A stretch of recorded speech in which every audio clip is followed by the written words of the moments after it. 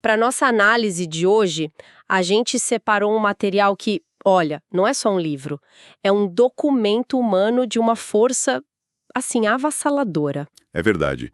Estamos falando de trechos de Quarto de Despejo, Diário de uma Favelada, da Carolina Maria de Jesus, e acho que a gente precisa dizer logo de cara, isso aqui não é ficção. De forma alguma. É um diário real. Exato.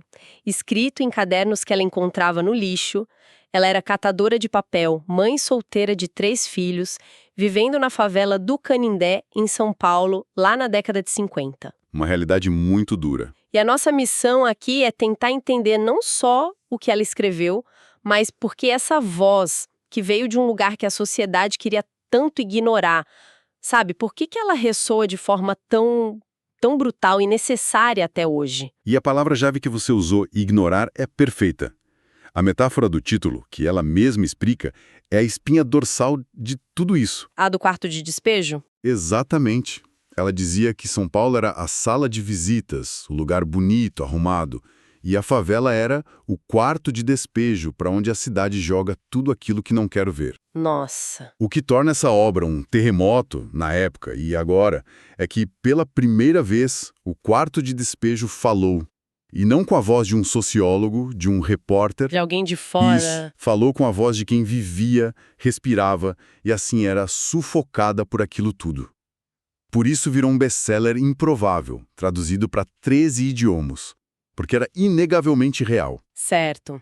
Então vamos começar por aí, pela história de como essa voz veio a público, que já é impressionante por si só. É uma história fantástica. Tudo começa com um jornalista, o Audálio Dantas, em 1958, né? Ele vai à favela do Canindé para fazer uma matéria e, no meio de uma confusão, uma mulher grita ameaçando colocar todo mundo no livro dela. E essa mulher era a Carolina. O que me parece incrível é a sensibilidade do Dantas naquele momento. Sem dúvida.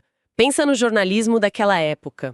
A pauta era falar sobre a favela do ponto de vista dele. Exato. Ele chega lá e encontra a Carolina com os seus 20 cadernos encardidos. Ele podia ter feito o padrão, sabe? Usar umas frases dela como aspas na matéria dele. Claro, seria o caminho mais fácil. Mas ele teve uma percepção que mudou tudo. Ele entendeu que a história de verdade não era a que ele escrever. A história já estava escrita naqueles cadernos. Ele percebeu que o papel dele era outro. Isso, que a função dele não era ser o autor, mas ser o canal. Uma inversão de papéis, assim, revolucionária para o Brasil dos anos 50. E quando o livro é lançado, em 1960, o Brasil não sabe bem como reagir, né? Vende 100 mil cópias em poucos meses, um fenômeno. A Carolina é tirada da favela, viaja... Vira uma celebridade instantânea.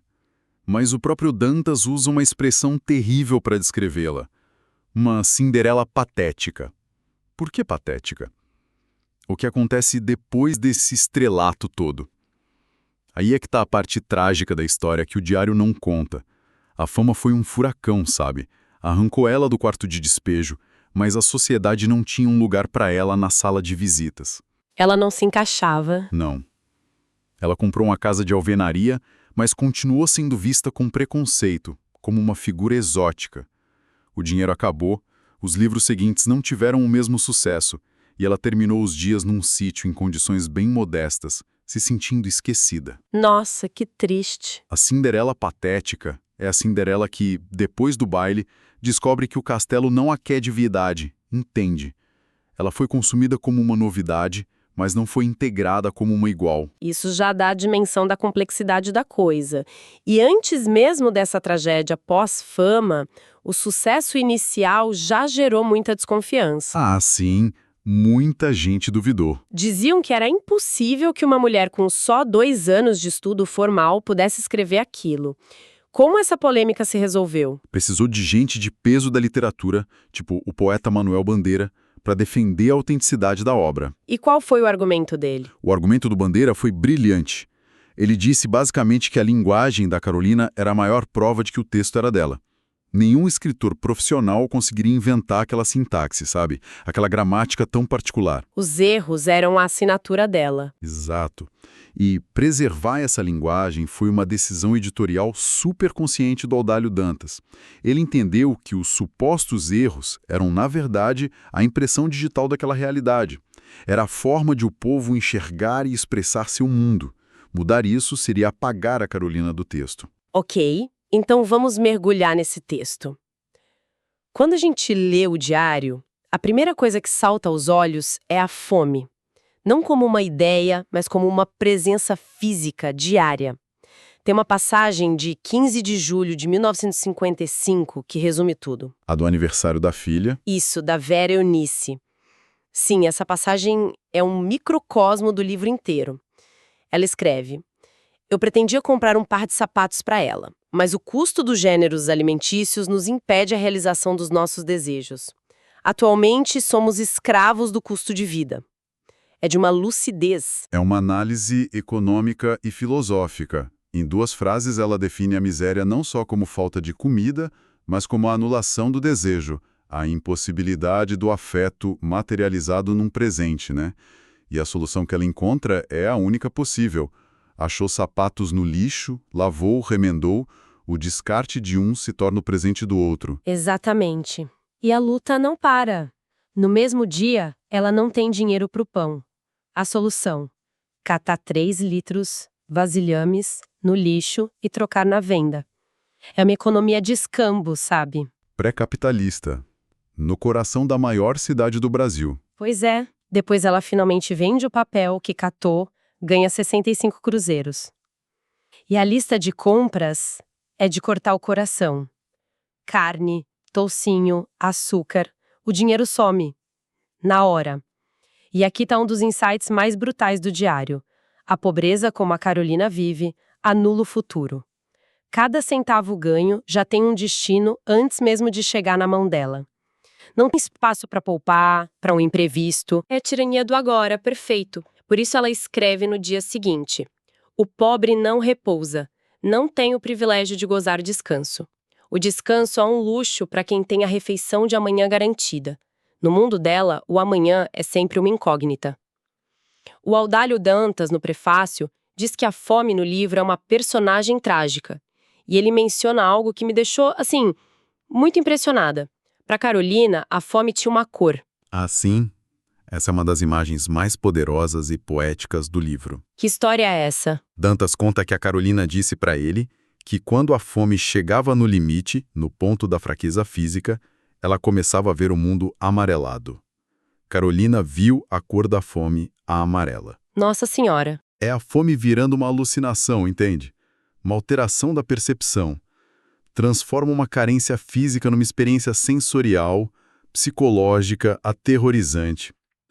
Mostra que a fome não ataca só o estômago, mas a mente. Essa luta constante, essa matemática da fome, obviamente gera uma tensão enorme. E isso nos leva a uma das partes mais difíceis do diário, a forma como ela descreve as relações com os vizinhos. Sim, o lado social. Ela chega a escrever uma frase categórica, brutal. "A única coisa que não existe na favela é solidariedade." Isso vai contra qualquer romantização da pobreza, né? Totalmente. E essa frase choca porque a gente tem aquela ideia de que, na dificuldade, as pessoas se unem. O que o diário mostra é que a miséria extrema pode ser um agente corrosivo das relações humanas. O barraco dela vira um palco de conflitos. Um teatro, como ela escreve. As vizinhas, como a Dona Rosa, a Silvia, acusam ela de tudo, sentem inveja porque ela lê, porque ela escreve, porque ganha mais dinheiro, mesmo que esse dinheiro seja uma miséria. A disputa é por migalhas. É por um pouco mais de arroz, por um espaço mínimo de dignidade. É isso. Mas é realmente um cenário de todos contra todos. Não tem nenhum momento de ajuda, de um olhar mais humano. Essa é a complexidade do olhar dela. Embora ela faça essa afirmação, o próprio diário mostra nuances. Ela registra, por exemplo, quando recebe comida do centro espírita ou quando um peixeiro, o Sr. Antônio Lira, dá peixes para ela. Então, a ajuda existe, mas é pontual. Isso, parece ser a exceção, não a regra. A regra, na percepção dela, é o conflito. E ela faz observações sociológicas muito perspicazes sobre isso. Como, por exemplo, ela faz uma distinção de gênero bem interessante. Ela escreve: nas favelas, os homens são mais tolerantes, mais delicados. As bagunceiras são as mulheres. É uma observação polêmica. Claro. Mas vem da experiência direta dela. Talvez porque as mulheres dividiam mais aquele espaço doméstico, comunitário, onde os atritos pela sobrevivência dos filhos eram mais constantes. Ela não está fazendo uma tese, está descrevendo o que vê. Ela é uma analista do cotidiano dela. Exato, ela observa cada um. A alcoólatra Zefa, o sábio bêbado senhor Ismael, o lar modelo de Dona Mariana. Ela é uma analista social em tempo real. Com tudo isso acontecendo, a fome amarela, as brigas, a incerteza, a pergunta que fica é: como ela encontrava tempo, energia ou sanidade para escrever? E para quê? Essa é a questão central. A escrita para Carolina não era um hobby. Era uma ferramenta de sobrevivência psicológica. Um refúgio. Mais que isso.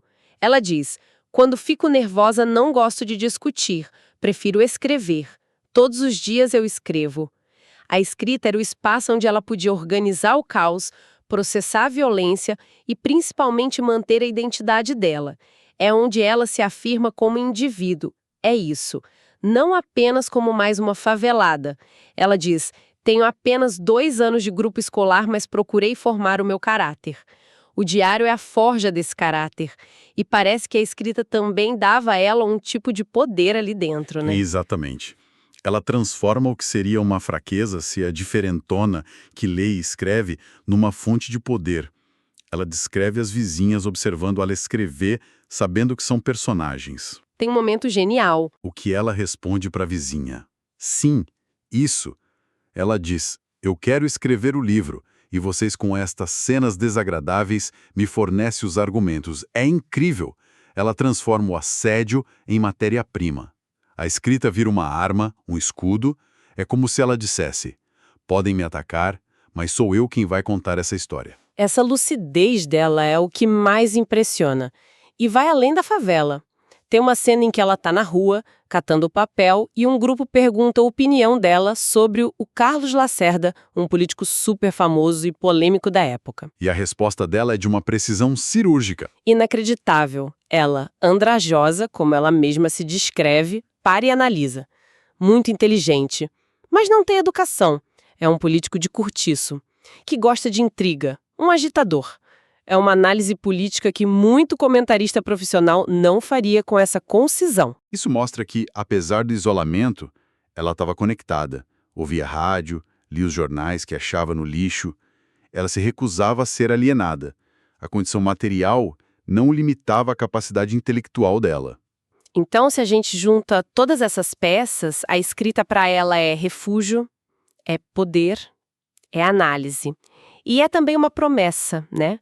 Uma promessa para os filhos e para o futuro. É a promessa fundamental. O diário não é só um registro do passado, é um projeto de futuro. Ela escreve com um propósito claro: denunciar aquela realidade na esperança de que os políticos extingam as favelas. Ela não escreve só para si mesma. Não. Ela escreve para o mundo lá fora. E para os filhos, a escrita se manifesta no esforço diário pela dignidade.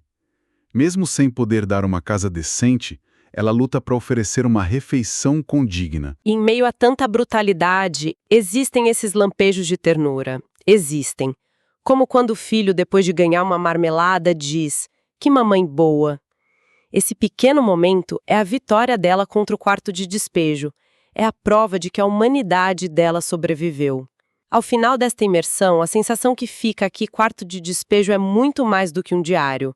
É um testemunho sobre a luta não só para encher o estômago, mas para manter a alma inteira.